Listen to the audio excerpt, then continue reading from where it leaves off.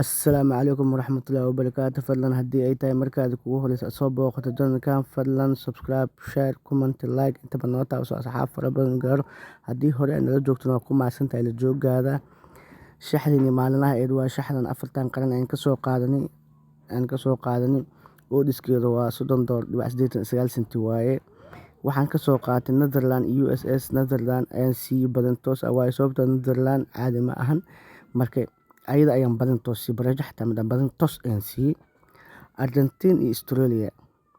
Argentina waan ognahay inay awood leedahay laakiinse waxaan waa ciyaar. Argentina waxay u soo baxday inay koob qaado, Australia waxay u soo baxday inay koob qaado oo labadoodaba waddan ay matalayaan. Marka sidaas darteeda nin walba dalkiisa ayuu fiirinayaa, marka nin walba guul ayuu sugayaa. Argentina iyo Australia ayaan ka soo qaatay badan ama barajo ayaan ka soo qaatay. England iyo Senegal labadoodaba England ayaa awood leh laakiin Senegal kama liidato. Waa sidaan hore niigu sheegay asxaabay, England waxay u soo baxday badan, Senegal waxay u soo baxday badan oo nin walba inuu koobkaas qaado ayuu ordayaa. Marka sidaas awgeeda Senegal ayaan ka soo qaatay badan ama barajo. Faransa iyo Poland. Faransa waa taqaanaa ciyaaro dhalinyaro waxaa u dhiisho oo banooniga aad maleynayso inay jeebka ka soo saareen.